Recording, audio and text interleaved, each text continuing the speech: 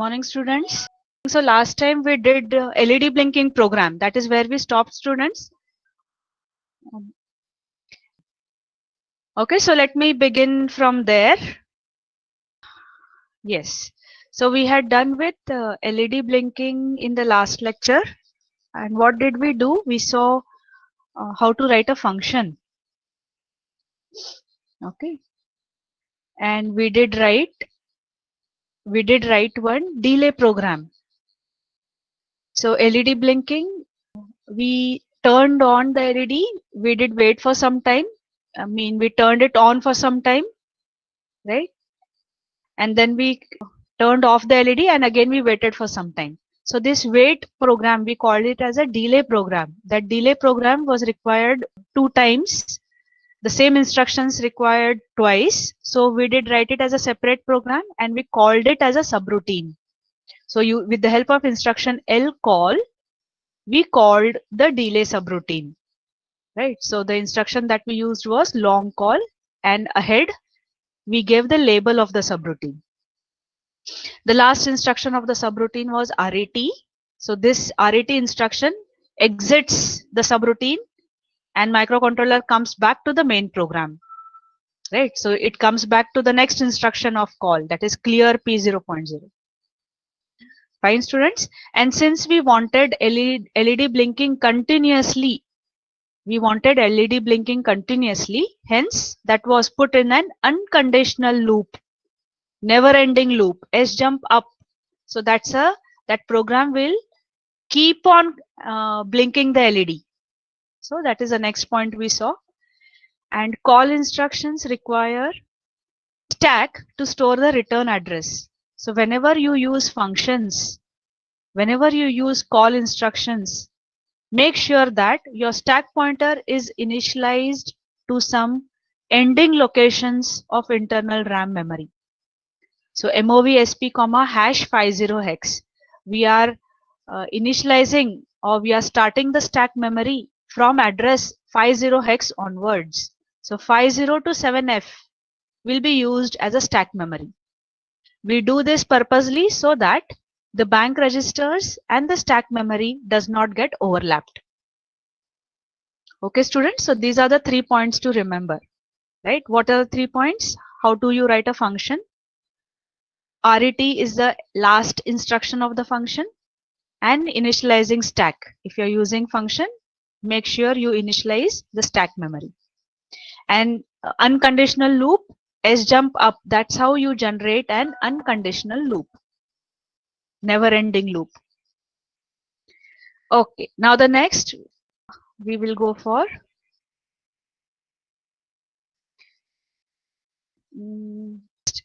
so many of the times they give you a statement something like this and they ask you, so what is the address in the stack pointer? Where is the last data field? So look at the statement, students, right? So if stack pointer is initialized with address 55 hex, what is the address of stack pointer after execution of 3 push instructions? Yeah, students, yeah, just read the statement. What the statement is telling you all? What is the statement telling? If stack pointer is initialized with address 55 hex, what is the address in SP stack pointer after executing 3 push instructions? Right now, just anyone will tell me what happens when we save data on stack. What happens to the stack pointer? Whether the data is saved at 55 hex or whether the stack pointer will increment, will become 56 and the data is saved at 56 hex, or whether the stack pointer decrements, becomes 54 and the data is saved at 54. Just someone can tell me what is it going to happen? Increment and save the data. Very good, very good. So what is it going to happen, students? The stack is initialized at 55 hex. So whenever we are saving data on stack, the stack pointer first increments, will become 56 and there the data is saved. Push is saving the data on stack and there are how many such data transfer, data save that we have to do? We have to do 3 push operations. Okay, students. So what is the first operation that is going to happen? The stack pointer is, it's going to appear stack pointer. What is the address? Look at the right hand side of your screen. That is the stack pointer. Now what is going to happen? Stack pointer is initialized at 55 hex. This is the initial status of pointer. And now the first push instruction is going to execute. So saving the data on stack, the first thing that is going to happen is SP is SP plus 1. Stack pointer is going to increment. So that's going to become 56. And at this 56 hex, the first push instruction operation is going to happen. So I have just written the instruction. Actually, what is going to happen? Whatever address, push and some address, whatever data is of that address is going to be stored on the stack. So first push instruction is getting executed. Now while executing the second push instruction, stack pointer is again going to increment. So SP is going to become SP plus 1. So 56 is now going to become 57. That's the new stack address. And this is where the second push instruction is going to get executed. The data of second push instruction is going to be saved. Now again there is a third data save instruction. So the pointer is again going to increment by 1. SP is SP plus 1. So stack pointer will show 58. And at this 58 hex, the third push data is going to be saved. So that's how the 3 push operations are going to happen. See here, students. So initially stack is at 55. So while saving the data, increment, save the first push data. Again increment, save the second push instruction data. Again increment and save the third push instruction data. And now the saving operation is over. 3 push instructions are executed. So finally, where is the stack pointer pointing? To the third push instruction. It means what is the address in stack pointer finally? 58 hex. The last saved data is where it will be your stack pointer. Okay, students. So what is the address in SP after executing 3 push instructions? The address in SP is 58 hex. That's the answer. Right? Hope you get me. So the point to remember is while saving on stack, increment the pointer by 1 and save. And whenever we save, the pointer points to the last saved data. Okay, so the last saved data was at what address? 58. So stack pointer will show what address? 58 hex. Okay, students, hope you all have got me. Let me go back to, okay, so that was related to stack, right? So these are the things going to happen. Now let us look at the next problem. Now that's again a second example. I have shown here a main program which is written in blue color. Then there is a subroutine program. This is just a sample program. It is as such going to do, it's not going to do any operation. I have just given this example so that you all should understand what happens when a call is executed. And when you enter into a subroutine, if I do certain push operations, if I do certain pop operations, we should be careful about writing the push and the pop instructions. Right? Because stack is a sequential access memory. And it is of what type? LIFO, last in, first out type of memory. Whatever data is saved last is to be read first. Then the next, then the next. So being a sequential memory, the way of saving on stack and the way of reading the stack, we should be very careful. Okay, if we do not maintain the sequence, it's all going to be messed up. Microcontroller is going to go somewhere else. It will lose the track of main program. So to understand this concept, this example has been taken. Right? For what understanding? Stack is a sequential access, and how is the reading and the writing operations on stack should happen in a sequence. Okay, students. So let me start with the example.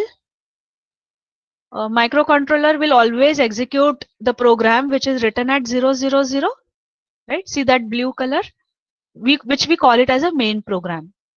So the main program begins at 000 hex, right? And some three lines I have written MOV SP, 55 hex. So the stack pointer is starting with address 55. Stack memory is starting with address 55 hex. And above, it's always incrementing 55, 56 and so on up to 7F. Okay. So the first instruction is initializing the stack memory. Second instruction, I have written a call to a subroutine. So it's a long call. And what is the red color is the subroutine address 1900 is where the function is written. Okay. And the next instruction is complement. It's something I'm writing. I'm doing some writing some instruction. Right. Now lcall is 3 byte. See the program started at 000. MOV SP is a 2 byte instruction. One is the opcode and second is that 55x number. So this instruction requires two locations 0001. So at 02 I have written the call instruction.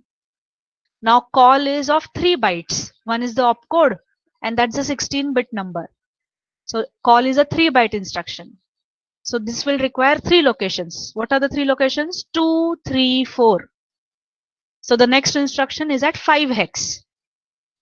Okay, so that's your main program. At 5 hex is CPLA, complement accumulator. And there's something ahead which I don't want to bother about. Now the subroutine is written at 1900. Fine, that's the address, starting address of subroutine. And at 1900, what have I written? Save the data. Which data? Save the flag data on stack, push PSW. Right. Next, again, one more save operation, push E0 hex. Now E0 hex is the address of accumulator register. Correct. So I have push PSW, save flag on stack, push E0 hex, save accumulator on stack. And then I have done pop PSW. So I am only reading the flag register. Right. So there are two save operations and there is only one read operation. And then we return from the subroutine. And this is going to create a problem. There is two save operation, then there should be two read operations also. Two push, then there should be two pop also. Right. So that's going to create a problem. So let us see how. Okay. So the first thing that's going to happen is initializing the stack. So see here SP is 55 hex. Look at the right hand side of the screen. Okay. Now what? It's a long call. Lcall instruction getting executed. So what will happen? The return address will be saved on stack and then microcontroller will jump to the subroutine.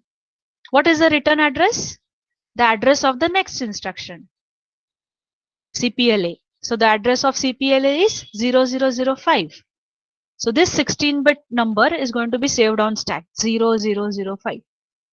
So saving on stack means the pointer should first increment. SP is SP plus 1. Make it 56. So the stack pointer increments and the new memory address is 56. And this is where the lower address will be saved. Program counter lower. It means what? 05. So that's lower address is getting saved.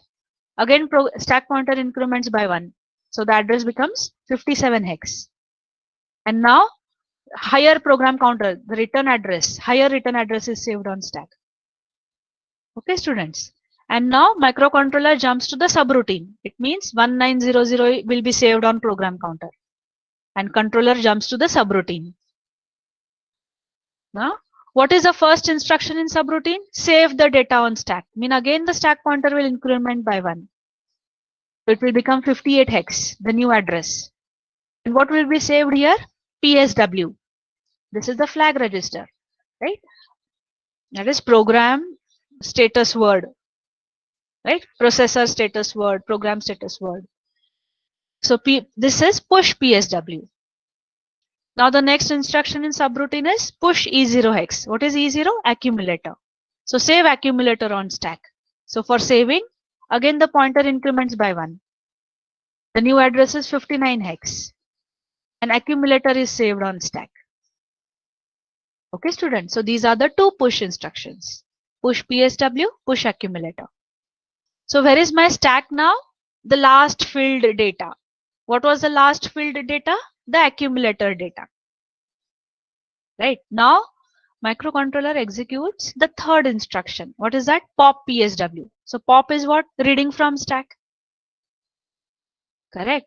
So how does read operation happen? Read the data and decrement the stack. Okay, students. So reading is read and then decrement. Writing is increment and then write. It is related to stack. Increment the stack pointer and then save the data. Reading is read first and then decrement the stack pointer. So where is my pointer to that accumulator saving? When I say pop PSW, what will happen? The accumulator data will be copied in flag. When the third instruction gets executed, students, what happens? This is where the stack pointer is. Finally, it means this data is read. Accumulator data will be copied in PSW, which is going wrong. Right? What do? Why do we save something on stack? So that it should remain as it is. From main program, we are jumping to subroutine. So the status of flags in the main program should be saved. They should not be corrupted by the subroutine. That is the reason we save the flag and the accumulator on stack. Correct. So that is the reason push PSW and push E0 was done. Right? Whatever the main program flag and the accumulator, let it remain as it is on the stack. Execute the subroutine, get the accumulator and flag back from the subroutine, and then return to the main program. That's the reason we save the data.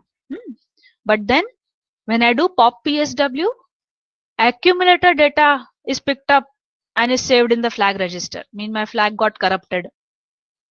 Okay. So then after reading, what happens? Read, that is pop, and decrement the stack by 1. SP is SP minus 1.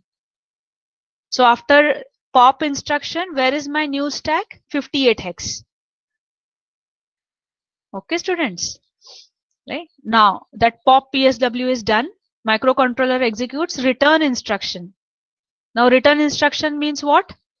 The 16-bit number is to be picked up. It is supposed to be the return address. So where is my stack now? At 58 hex. So microcontroller understands this 58 hex is a higher address. So this PSW is picked up and stored in higher program counter. And the stack pointer decrements by 1. Now it is pointing to 57. It assumes this 57 data as the lower address and stores it in the lower register. So PCH gets stored in lower PCL. And that's again a problem. See, that is what is the return address now? PCH program counter higher is showing the flag data. And program counter lower is showing the program counter higher data. Mean that return address will definitely not be 0005. Mean on executing the return instruction, microcontroller is going to go somewhere else. It's not going to come at 0005. This happened because my push and the pops were not similar. We popped a wrong register and we are popping a wrong return address. And that's how it gets lost. Right? See, even students, whenever you all are doing coding or why does your PC gets hanged or why does any device gets hanged? It's just because whenever it's jumping from that main program and the functions, the return address, if it is not correct, your processor just goes on executing some garbage program, and that's the reason many a times some random operations happen, your PC gets hanged, and so on. If the stack is not handled correctly, right, then your program is gone. As a programmer, you should be very careful and very effective in handling stack. Okay, so in our example, we are lost. That is, microcontroller is getting some garbage return address. Okay, so what did we get in PSW? In flag register, we got accumulator data. In program counter, we got the flag data and the higher program counter data. And what is an accumulator? See, when return instruction is executed, microcontroller has gone somewhere else. So what is an accumulator? Don't know. What is an accumulator? Whatever, if you have used accumulator in the subroutine, accumulator will show the subroutine some random number, which I didn't want. So what is an accumulator? Some garbage of subroutine. Okay, so are you getting me? Then how could this problem be solved? Right? How do you solve this problem? The first thing, where did it went wrong? Pop PSW, right? What should happen? PSW data should come in PSW and accumulator data should have come in accumulator. Yes or no, students? Right? It means what should the correction be? Instead, what is the last filled data? The last filled data was accumulator. So what should you read first? I should have read first pop accumulator first. Okay, so this is a 2-byte instruction. It means the next address is 0x19040506. What do you do here? What is the next saved? PSW. So I should have done pop PSW. And then I should have written the return RET instruction. So 6, this should have been at 8. So the sequence should have been maintained. What was the last saved? First was push PSW, push accumulator. Last in, first out. So pop accumulator first. That's pop A is an error. So it should be 0x0E0. That's the correct way to write pop accumulator. The last filled data was accumulator, push accumulator. So while returning back, pop the accumulator first. Then pop the PSW. And then return. This should be the correct sequence. Do you get me, students? So let me proceed. Okay, so you should be very careful with your stack memory. So students, we finish here the branching instructions, right? Program branching instructions. We started with A jump, S jump, L jump, jump. Then we did conditional jumps, JZ, JNZ, JC, JNC. And then we saw A call, L call, and RET, RETI. Okay, so the program branching instructions are done. And the last part left in your instruction set is bit manipulation instructions.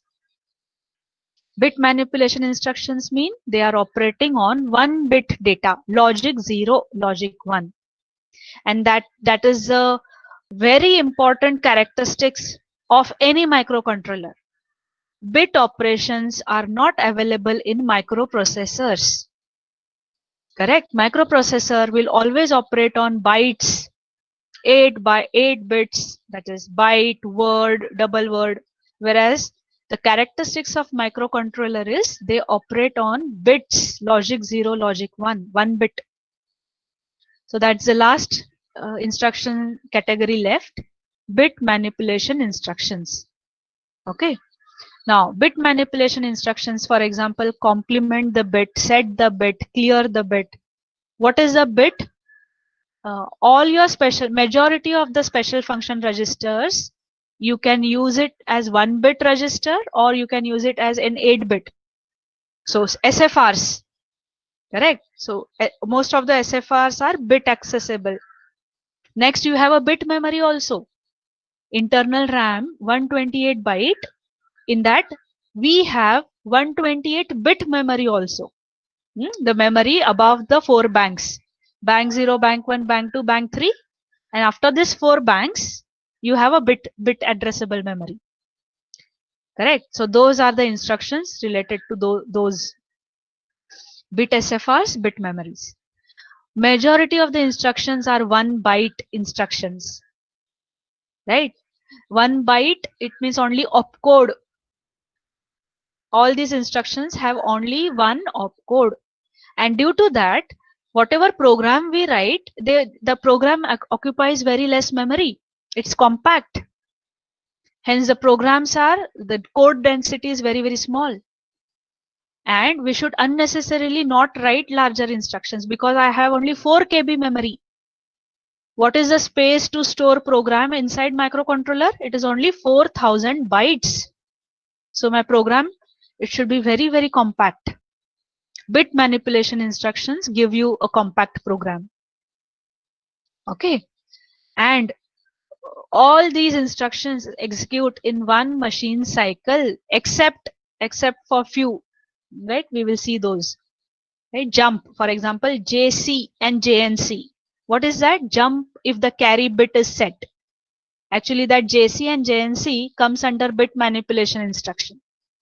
But since I was explaining branching, I explained it there. But what is JC? It is checking the carry flag. And what is carry flag? It's 1 bit. Okay. So those will take 2 machine cycle, but the rest all instructions require 1 machine cycle. So faster execution, right? And most of the bit manipulation instructions operate on carry flag. Somewhere or like, see, whenever we did arithmetic instructions, ADD, SUBB, ANL, ANDing, ORing, right? Majority of the instructions operated on accumulator. Okay. Similarly here, bit manipulation instructions operate on a carry flag. Right? That C, carry C. Right? Next, these bit instructions operate on SFRs also. Majority of the SFRs, special function registers like accumulator. So these instructions operate on 1 bit SFRs also. On bit addressable memory, the memory above the banks. And what is that address? 00 to 7F. So I have 128 bits memory. 1 bit memory, how many? 128 bits. Okay. So these are the instructions. So let me start with instructions. They are very easy. See the first one, CLRC, clear carry. I told you all, majority of the times the carry flag will be involved. And the second one is CLR, the direct address of the bit memory. What was my address? See, bit memory address is 00 to 7F. So it is mentioning, the second instruction is telling CLR direct bit memory address. So this is of type direct addressing mode. Okay. So the CLRC means what? It's very simple. Clear the carry flag. The carry flag from PSW register is cleared. 1 bit operation. Next, clear the direct address bit. So what it does, look at the example down. CLR 3C hex. So what is 3C hex? Microcontroller understands this is a bit instruction. CLR. It should operate on 1 bit. And where is that 1 bit? At this address. So at 3C hex, whatever it is, clear that bit. So logic 0. This is 1 bit logic 0 is placed in this memory. And what is this 3C memory? 1 bit addressable memory. Right? And it's always direct addressing mode. I cannot have indirect. I cannot have register.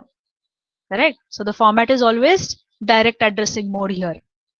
CLR 3C hex, CLR 40 hex, any address between 00 to 7F. Okay. So that was clear operation, clearing the bits. Next, set. SETB, set the bit. Which bit? The carry bit. So SETB, set bit carry. Or the set bit from the memory. And if it is a memory, mention the direct bit address. Okay, so for example, it is written SETB 3C hex. That's the memory location, and this memory location is to be set. So put logic 1. This is 1 bit logic 1 at memory address 3C hex. Okay, students. Then the next. So that was clear the bit, set the bit. Now it is complement the bit. Complement the carry flag, CPLC.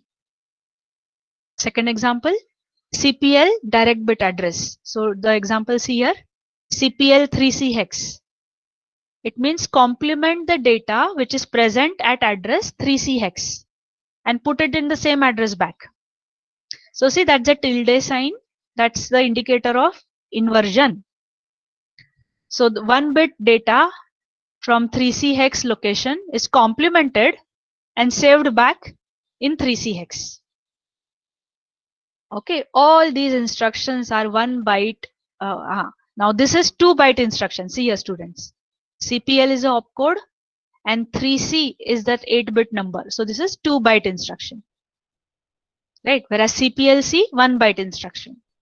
But the execution time 1 machine cycle. So we saw clear the bit, clear carry, clear the memory, set the carry, set the memory bit, complement carry, complement the memory bit. And now the next. ANDing and ORing. Right? See the format. ANL. C means the carry.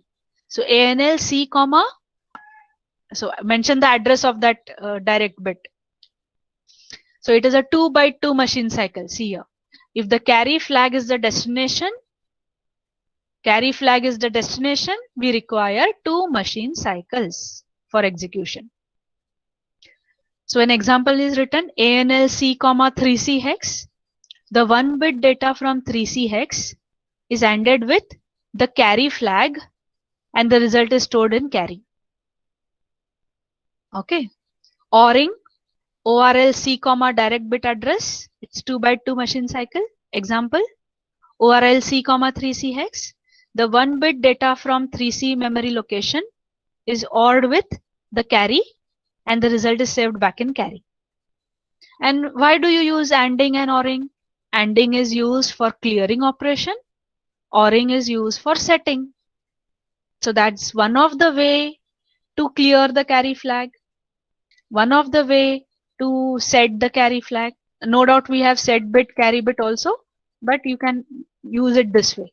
This is also the way to check what is 1 bit data in 3C hex. Is 3C hex logic 0, logic 1? Right? So ANDing and ORing can be used to set the bit, clear the bit, and check the bit. Okay, students. The next. I have another variety of ANDing and ORing also. See the format. Right? ANL C comma, and that's a backslash. It means ANL C comma complement of and mention the address of that bit. Okay, so see the example. ANL C comma backslash 3C hex. What does that mean? The 1 bit data from 3C hex is complemented and then ANDed with the carry flag. Okay, you might need this somewhere. Majority, see, whenever we connect switches, whether the switch is pressed or not, and so on, check the status of that pin. You need this ANDing and ORing. So ANL C comma backslash 3C hex is complement the data at this memory address and then AND it with carry and save it in carry flag. Correct? Yes. And the carry is destination, hence 2 machine cycles. ORL C comma backslash direct bit address. Example ORL C comma backslash 3C hex. Complement the data, 1 bit data from this memory location and then OR with the carry and save it in the carry flag. Okay, hope this is understood, students. ANL C comma direct bit, ORL C comma direct bit, and then complement of that direct bit. Okay, and Then you have data transfer. See these instructions, students: clear, set, complement, and or these were logic instructions. All these were logic instructions. And the last we have is data transfer instructions. MOVC comma direct bit address. Example is MOVC comma 3C hex.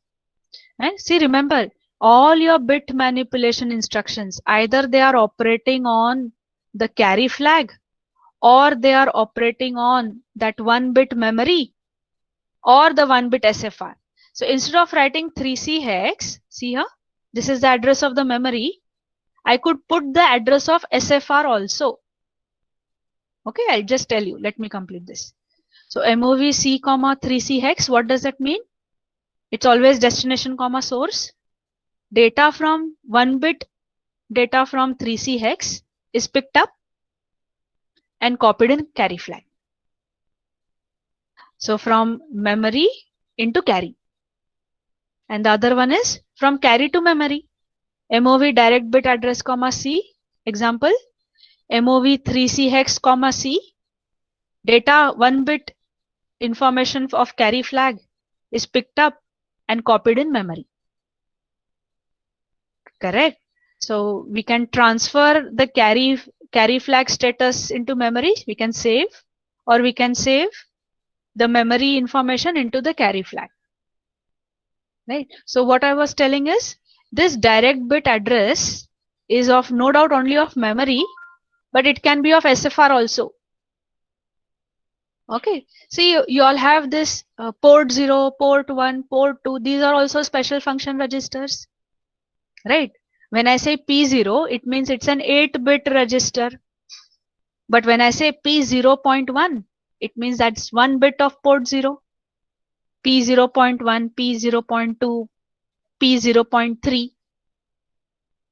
Right. Now these ports, the special function registers, you write it by their name or you write it by their address. My point to explain is, I could have also written like this. See here. MOV,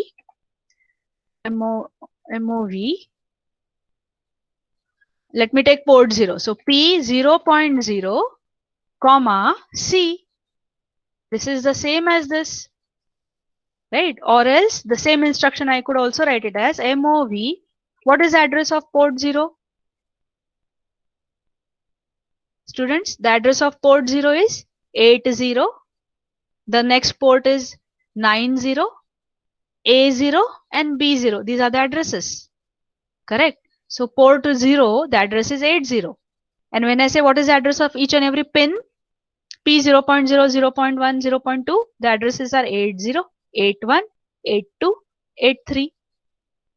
Mean, I can refer this by the name or I can refer it by its address. P0.0 is the name. Right? And what is its address? 80. Right? So, okay, let me not confuse. So, let me take P0.2. Right? Then what is that address? 82, comma C. All these are one and the same. What is this? 82 hex. It's the address of that 1-bit P0.2. So I'm referring that direct by the address. And here I'm referring the direct SFR by the name. Okay, students. So up till now, whatever instructions you all have studied, wherever there is that word direct address, in case of special function registers, you mention the address of the register there or you mention that by the name. Okay, students. Right? So wherever up till now, all the instructions, wherever there is the word direct address, right? It can be the address of memory or it can be the address of SFR or it can be the name of SFR. Okay, hope you are getting me. And that was data transfer instruction. And one more instruction associated to that was the jump. See here, students, we have seen the jump instruction. Which one was that? JC, JNC. Let me check. Yes, JC. This also comes under bit manipulation instruction because it is checking a 1-bit carry flag. So JC and JNC are the examples of program branching instructions under bit manipulation category. Okay, students. So that was the end of our instruction set, students. We complete the instruction set here. And we will go for IO port peripherals. We will go to the next topic, understanding the functioning of the ports. Okay, thank you, students. Thank you for attending. Bye and see you tomorrow.